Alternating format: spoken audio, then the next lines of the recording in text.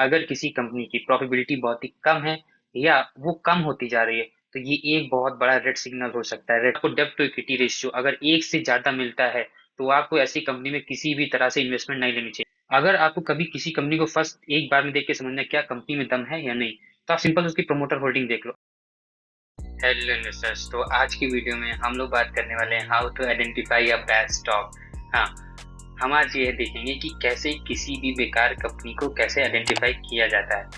क्योंकि stock market में 4000 से ज़्यादा कंपनीज लिस्टेड हैं, और आपको मैं रियली बता रहा हूँ, आपको 4000 कंपनी नहीं चाहिए आपको पैसा बनाने के लिए।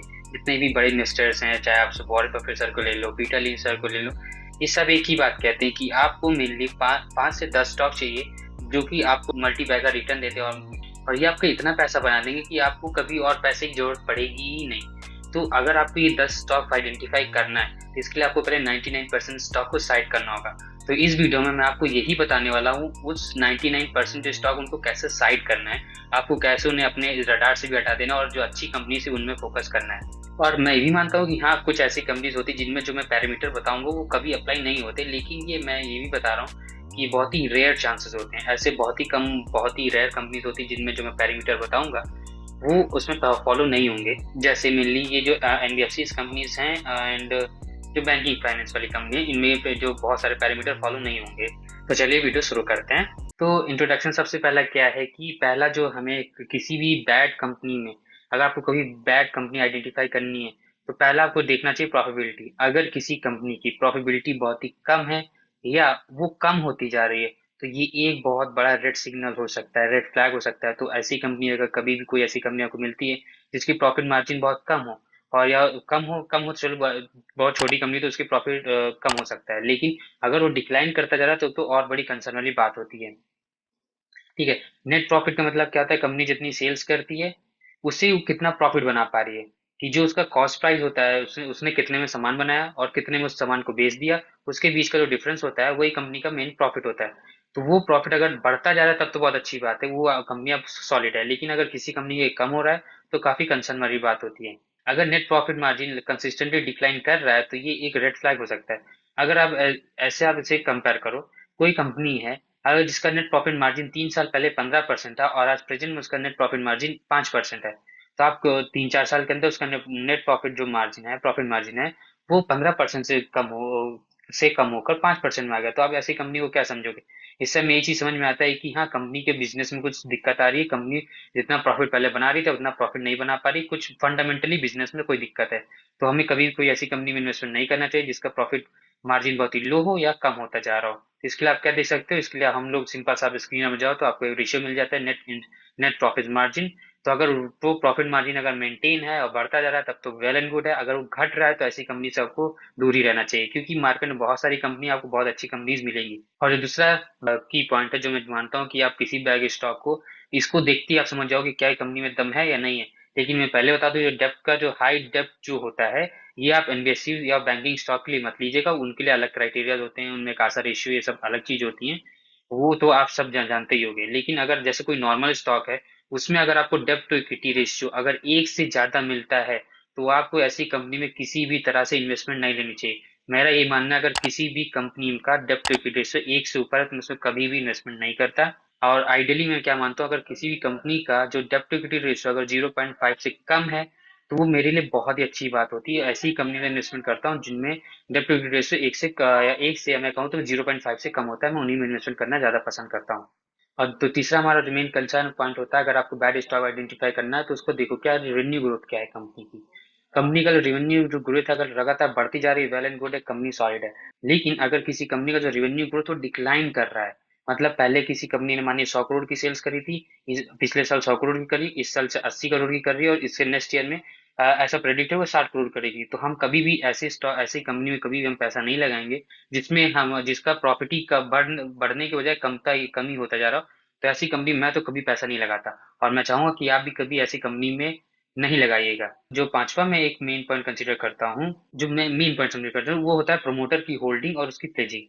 अगर आपको कभी किसी कंपनी को फर्स्ट एक बार में देख के समझना है क्या कंपनी में दम है या नहीं, तो आप सिंपल उसकी प्रमोटर होल्डिंग देख लो। अगर प्रमोटर होल्डिंग काफी स्ट्रांग हाई लेवल पे है तो सिंपल सा इससे ही पता चलता है प्रमोटर्स हैं, क्योंकि प्रमोटर्स को ही अपने बिजनेस के बारे में सबसे ज्यादा पता होता है। अगर वही अपने बिजनेस में सबसे ज्यादा होल्डिंग लेकर रखें तो इसका मतलब ये होता है कि हाँ, बिजनेस में काफी ज्यादा फ्यूचर पोटेंशियल और बिजनेस काफी ज्यादा अच्छा है। लेकिन अगर किसी कंपनी में प्रमोटर होल्डिंग, मेरा मानना अगर 33% से कम होती है तो मैं उसमें जल्दी इन्वेस्टमेंट नहीं लेता।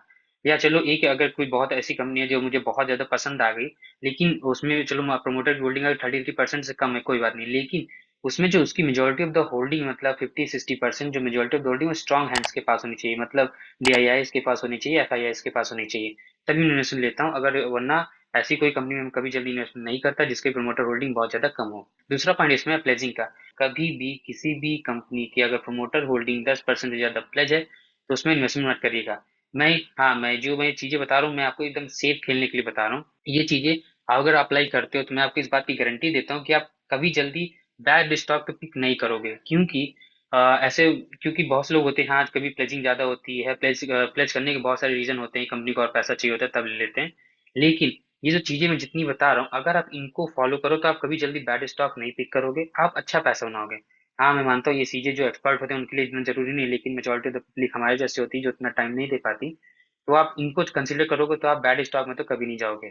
ये जो नंबरिंग आपको गलत दिख रही है, ये मैंने कुछ और रीजन था जिसकी वजह से मैंने इसको गलत लिखा है, क्योंकि इसके बीच में मैंने और सारे पॉइंट में इंक्लूड किए हैं, लेकिन वो पॉइंट में उतने इंपॉर्टेंट नहीं थे तो मैंने उन पॉइंट्स को अभी अभी जस्ट हटा दिया है। और जो सबसे आखिरी और जो सबसे इंपॉर्टेंट पॉइंट है पूरी इस डिसीजन का, आप अगर कभी किसी भी कंपनी में कुछ भी मत देखो तो एक चीज जरूर देखना, उसकी वैल्यूएशन क्या चल रही है। क्योंकि अगर कोई कंपनी चाहे जितनी भी अच्छी हो, अगर उसकी वैल्यूएशन ठीक नहीं है, मानिए अगर आपने इंडिया की सबसे स्ट्रांग कंपनी में इन्वेस्टमेंट करके रखी है, लेकिन अगर वो बहुत ही आपने उसकी उसमें जो इन्वेस्टमेंट करी वो बहुत ही ओवर वैल्यूएशन पे की है, तो क्योंकि उसकी इंडस्ट्री का पीई मानिए 50 है और उसका जो कंपनी का पीई वो 100 है, आपने तो उसमें इन्वेस्टमेंट करी है, तो ये पूरी तरह से ओवर वैल्यूएशन है। अगर आपने मानिए उसको इन्वेस्टमेंट कर दी तो आप चाहे जितनी अच्छा स्टॉक हो आप उसमें जल्दी पैसे नहीं बना पाओगे। क्योंकि ऐसा होता है बुल रन में, ऐसा होता है कि किसी कंपनी का जो प्रॉफिट है वो 20% से बढ़ते हैं, लेकिन कंपनी का शेयर प्राइस 100% बढ़ जाता है। तो ये अनरियलिस्टिक एक्सपेक्टेशन आपको कभी नहीं रखनी चाहिए। मार्केट हमेशा वैल्यूएशन पे ही चलती है। अगर आप किसी भी चीज के ओवर प्राइस पे करोगे तो आपको फिर उसमें काफी ज्यादा टाइम लगने वाला है प्रॉफिट के लिए।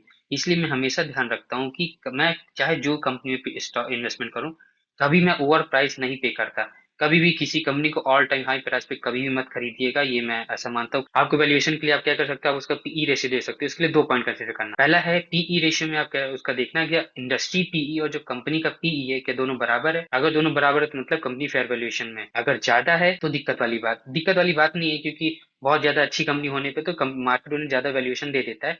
लेकिन आप जैसे अगर इतना भी नहीं होना चाहिए कि अब मार्केट का पीई, इंडस्ट्री पी 20 चल रहा है और जो कंपनी का पी वो लगभग 160-180 हो, तो ये एकदम ही ज्यादा ओवर वैल्यूएशन हो गया है।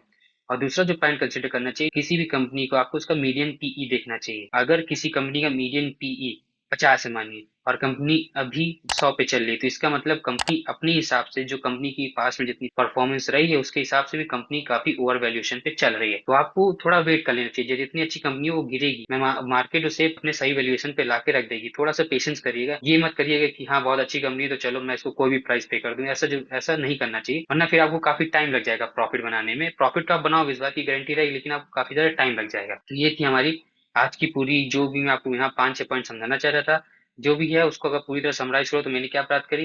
आपको ऐसी कंपनी में इन्वेस्टमेंट कभी नहीं करना है जिसका नेट प्रॉफिट मार्जिन बहुत ही कम हो या कांस्टेंट हो या कम होता जा रहा हो। दूसरा आपको क्या कंसीडर करना है, आप ऐसी कंपनी में इन्वेस्टमेंट कभी नहीं करोगे जिसका डेब्ट टू इक्विटी रेशियो 1 से ज्यादा हो। आपको इंटरेस्ट कवरेज रेशियो पे ध्यान देना है कि किसी भी कंपनी का अगर इंटरेस्ट कवरेज रेशियो 3 से ज्यादा होता है तब बहुत अच्छी बात होती है, उन्हीं में आप इन्वेस्टमेंट करना। आपको कंपनी के कैश फ्लोज देखने हैं, जो मैंने मेन पॉइंट आपको जो मैंने नंबरिंग हटाई है वो इसमें मेन पॉइंट यहाँ पे है, वही मैं आपको यहाँ पे शो कर रहा हूँ।